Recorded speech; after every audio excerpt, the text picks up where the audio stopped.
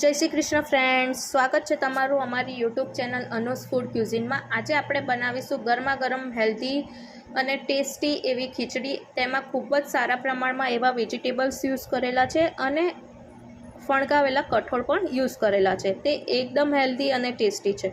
तो चालो रेसिपी शरू करीए। गरमा गरम खीचड़ी बनाववा माटे आपणने जोईशे 1 वाटकी चोखा, अर्धी वाटकी मगनी फोतरावाળી दाळ अने 1 वाटकी फणगावेला कठोळ। मैं अहीं मग अने मठ फणगावेला लीधेला छे। शाकभाजी में आपणे लईशुं 2 झीणी समारेली डુંગળી, 1 बटाकू, 1 રીંગણ, 1 કાકડી અને 1 ટામેટું। અહીં મેં લસણ અને મરચાંની પેસ્ટ પણ લીધેલી છે। દાળ અને ચોખાને બરાબર પાણીથી ધોઈ લેવાના છે અને લગભગ 2 કલાક જેવું પલાળી રાખવાના છે। તો ચાલો આપણે તેનો વઘાર કરીએ। ખીચડી બનાવવા માટે એક કુકર લઈશું, તેમાં 4 થી 5 ચમચી તેલ લઈશું અને તેલ થઈ જાય ત્યારબાદ તેમાં 1 ચમચી જીરું એડ કરીશું। જીરું બરાબર થઈ જાય ત્યારબાદ તેમાં લવિંગ અને તજ એડ કરી દઈશું। ત્યારબાદ તેમાં તજપત્તા એડ કરીશું, એમાં ચપટી હિંગ એડ કરીશું અને ડુંગળી સમારેલી એડ કરી દઈશું।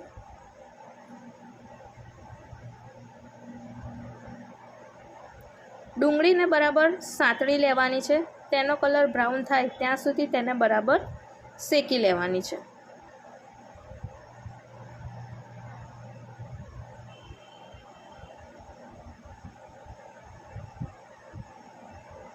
હવે ત્યારબાદ તેમાં એડ કરીશું લસણ અને મરચાંની પેસ્ટ અને તેને પણ બરાબર શેકી લેવાની છે।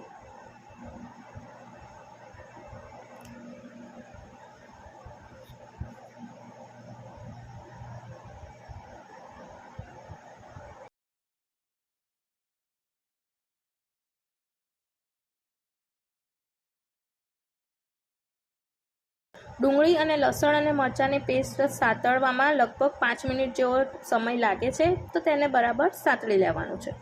ત્યારબાદ તેમાં કટ કરેલા બટાકા અને રીંગણ એડ કરીશું, 1 સમારેલી કાકડી એડ કરીશું, 1 ટામેટું એડ કરીશું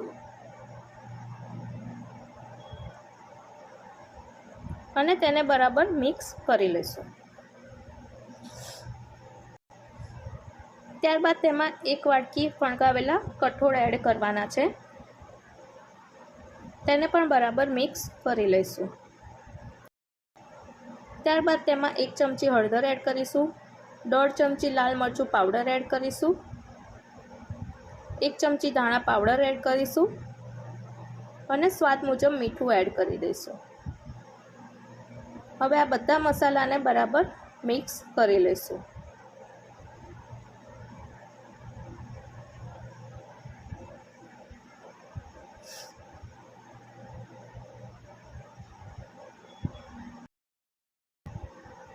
મસાલાને થોડો બરાબર તેલમાં શેકાવા દેવાના છે, તેથી તેની ફ્લેવર સરસ એવી બહાર આવે।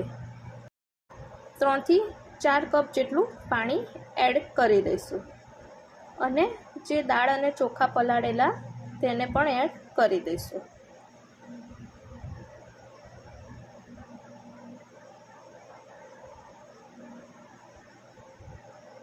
હવે બધું બરાબર મિક્સ કરી લઈશું અને કુકરનું ઢાંકણ ઢાંકીને તેને લગભગ 3 થી 4 સીટી થવા દેવાની છે। તો તૈયાર છે આપણી ગરમા ગરમ હેલ્ધી, ટેસ્ટી અને પૌષ્ટિક વઘારેલી ખીચડી। તમે પાપડ, દહીં અને અથાણા સાથે સર્વ કરી શકો છો। Thank you. જો તમને મારી રેસિપી ગમતી હોય તો મારી ચેનલને લાઇક કરજો, શેર કરજો અને સબસ્ક્રાઈબ કરજો અને નવા વિડીયો જોવા માટે બન્યા રહેજો। Thank you.